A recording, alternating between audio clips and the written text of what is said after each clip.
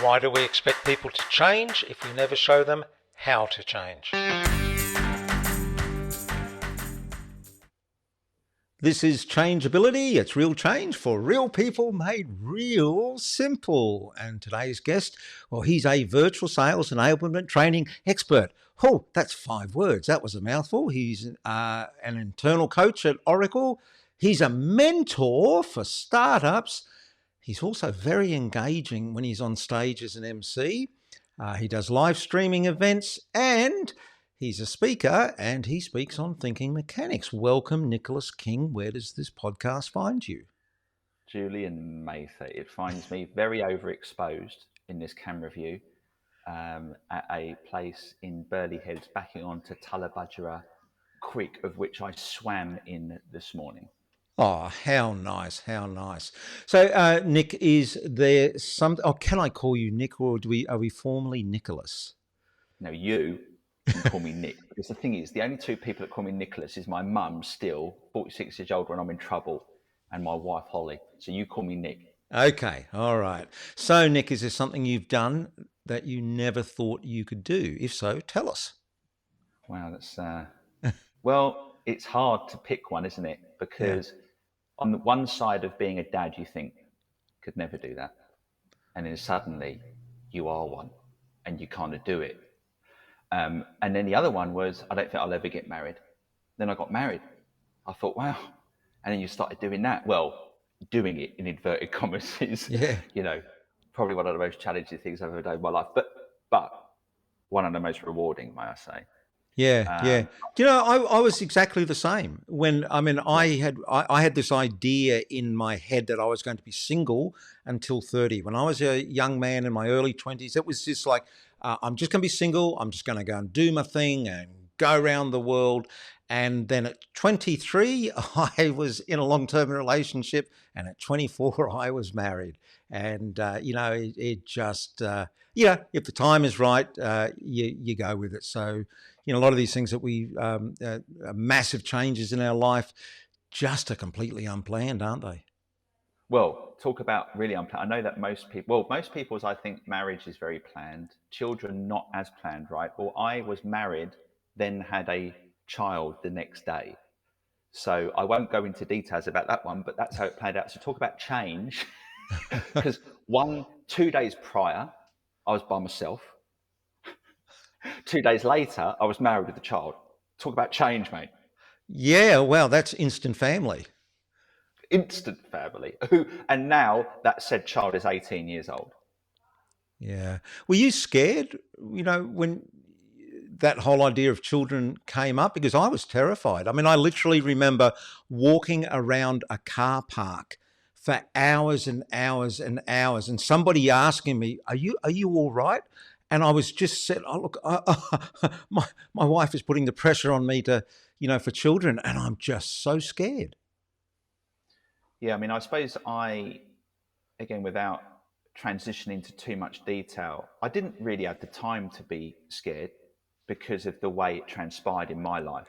I knew my wife for a limited amount of time that you wish maybe you I think most people before their children would wish to have known their partner a little longer than I did, right?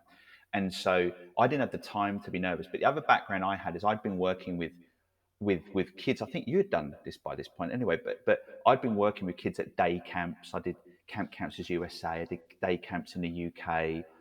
The thought of children and my experience of how being with children, it didn't scare me. But then I realized as soon as your own child comes, and I hadn't really had that much experience with babies, that was like, wow. I don't think I was ever scared, but I definitely got intimidated. I was very intimidated at the start. Yeah, scared, intimidated, whatever the word is. I just know I Yeah. just had this huge knot turning in my stomach Yeah. the whole time. Yeah. So listen, let's move on from children. We could speak for ages on that.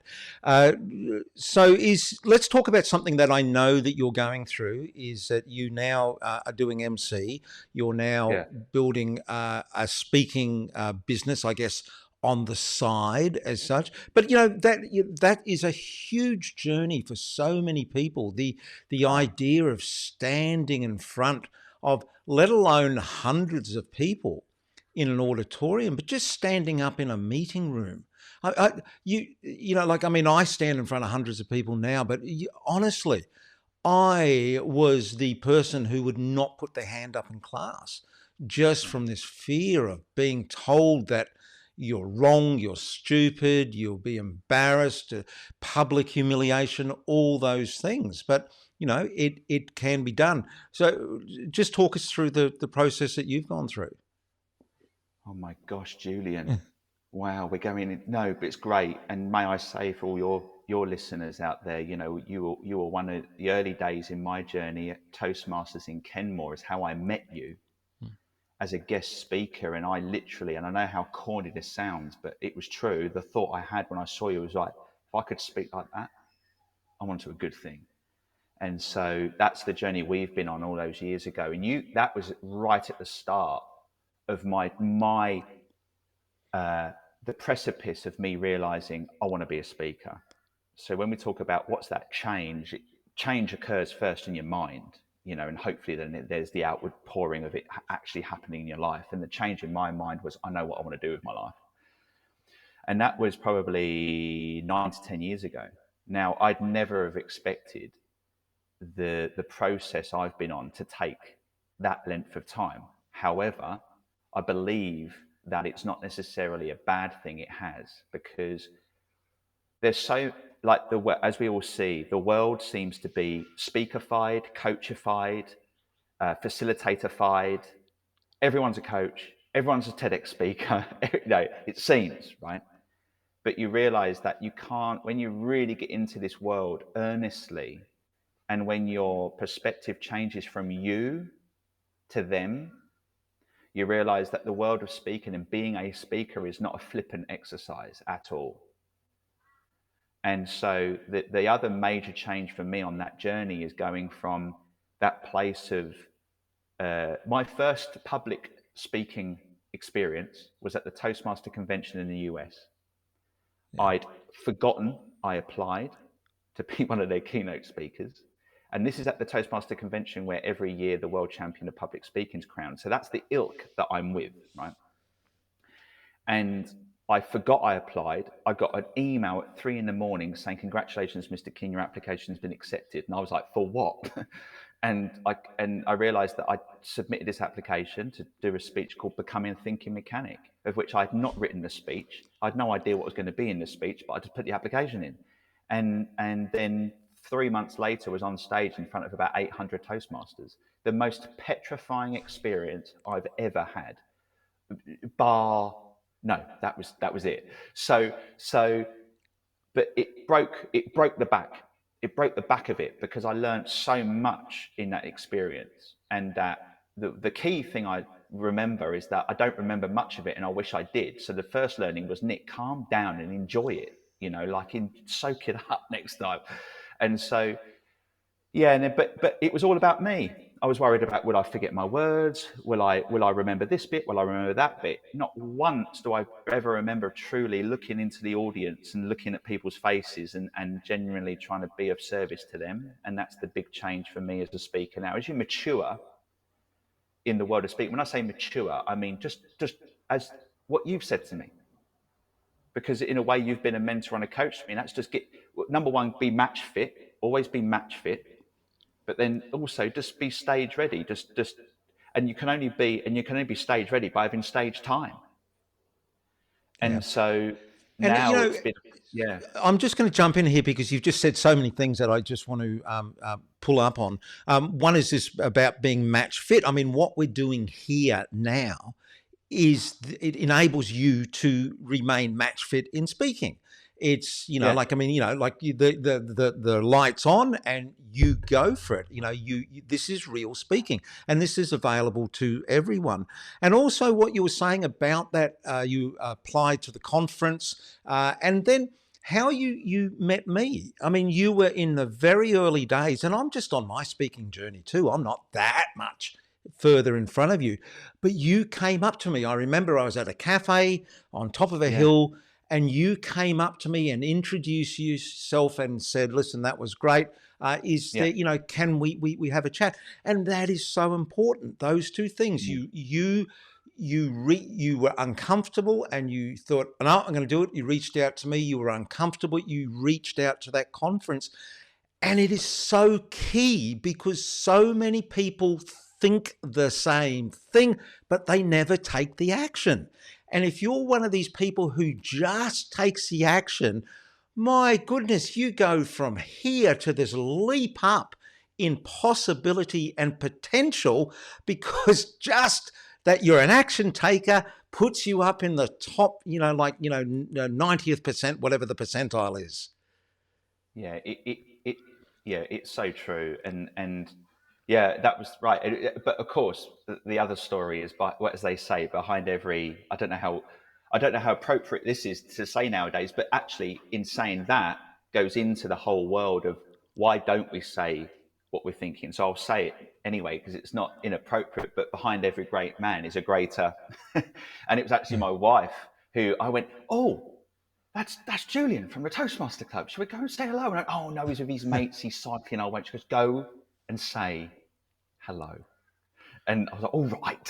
So it was actually Holly that pushed me. But what I've learned now, and to a certain extent now, I suppose I've got to a point. I suppose had enough stage time, where again I say this with humility, but I've actually been asked and by some people to help them on their journey. And this is the wonderful, what I call the symphony of life.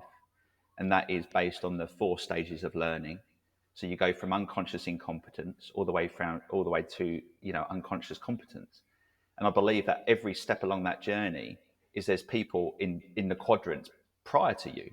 And so the opportunity you have is just to turn around and say, well, I went from one stage to the next. Why don't I help you do that? And so it's just the wonderful way that we can kind of give back to others. And I've been asked to do that. And, one of the things that I hear a lot so much is the fear of speaking. And time again, I've seen evidence that I'm not sure it is. Because the crazy thing is, and I know it sounds flippant, but if we're fearful of speaking, then we wouldn't say anything. But we speak to people all the time. So when I look at the fear of speaking, it was actually in a Toastmaster meeting. I ran a Toastmaster club within Oracle, global software business, and I ran the Toastmaster. I was president for a couple of years, and I saw evidence of this, where what would happen is that I cutting a long story short, what I realized, it wasn't so much a fear of speaking, it was more about clarity of what needs to be said. And so in other words, so now I kind of package this up into helping people become more confident, competent, and courageous speakers. And that's tackling this very issue of actually dismantling the fact, I don't think it's a fear. It's more, am I clear on who I'm speaking to and what they need? Because when you're clear on that, and then you have something to offer them based on that need, then it's not as a bigger step to then place yourself up there and say it. And so that's the thing that I now work on as a speaker. My background is in sales, corporate B2B sales, predicated on don't sell the product, understand the person you're speaking to and what they need. And it's the same in speaking. If you look at your speech, your keynote is the product. Don't sell the product, but understand the needs of the people. And it gives you clarity then on what needs to be said. And you can go out there much more confident, much more competent, and be courageous enough to say what needs to be said. Yeah, exactly. I mean, so many things you've said there again. I mean, one of that, it's what I call two steps ahead, is that wherever you are on your journey, there's just, if you look over your shoulder, there's people just a little bit behind you, 6 months, 12 months behind you, and you are the perfect person to help them because you are current. You know what they're thinking and feeling. You know the technology or the information out there, the zeitgeist. You're keyed into that. So you don't have to be an expert. You just need to be a little bit ahead and have exactly what you're saying, that deep desire within you to go, this is not about me. Can I help you? And the other thing you were talking about mentoring people. Do you know the plus minus equal idea? No, tell Okay. me. So plus Please, minus equal, it came from Frank. He was a former MMA, a world champion. So his oh, yeah. idea is that you find someone to mentor you. You mentor someone coming up, and then Yes, you work and share with peers alongside you and grow with them. yes, And you just yes. take this learning and sharing mentality with you. Yeah, no, I heard that I've not heard it like that, but I heard it. I was in a men's group, and the gentleman that had started that, a guy called Gavin Top, who used to be an Australian champion in boxing, he said that men, because it was a men's group, but he said men really need someone to look up to, need someone to be looking up to them, and then peers to share that. Okay. Yeah. So Yeah. I So learned that concept there actually. So, but very important, I think, and it is genuinely one of the things that I do and gravitate to a lot yeah. in my life. Yeah. And it's an important thing to share with people, whether it's young men or young women, or even people of any age, is that you don't, like, a lot of the times you think I've got nothing to tell people, and in fact Oh, you are so much part of this jigsaw that uh, fits together. So yeah. important. Yeah, Yeah. no, sorry. I mean, you just touch on something there. Yeah. And I think this is connected in the modern world. This is a topic, I think, either for another podcast or another time, right? But I think the other side of it is then people maybe not be scared I've got clarity, but I'm just nervous that that message or what I have clarity on is going to be received in such a way where I may receive some form of rebuttal, disagreement, or some form of objection Yeah. back again. And there's not a silver bullet answer to that. The one that could ruffle some feathers, or no, I need more than that, Nick, is so be it. So be it. Hmm. That's okay. Um, and so one thing in my life, I realized so much of the hindrance, even in that speaking journey, could I have sped up my progress as a speaker versus just taking this longish journey? Possibly. And I think the way that it could have been sped up is to remove or decrease the worry of what other people think. Yeah. Nick, there is so much we could talk about here. You said, content for another podcast. Let's do that. At the moment, if people want to connect with you, how can they find you? That's nice of you, Julian. Thank you. So yeah, Nicholas King on LinkedIn. Um, it's got an official corporate-y looking picture there. I think there's a few Nicholas Kings. But I did get the URL. So it's linkedin.com/in/Nicholas King. So I did grab that one before any Nicholas Kings did. So that's an easy one. And then there's nicholasking.com.au, which is my speaking and emceeing website. Lovely. All right, we'll talk again soon. Hooroo. Thanks, Julian.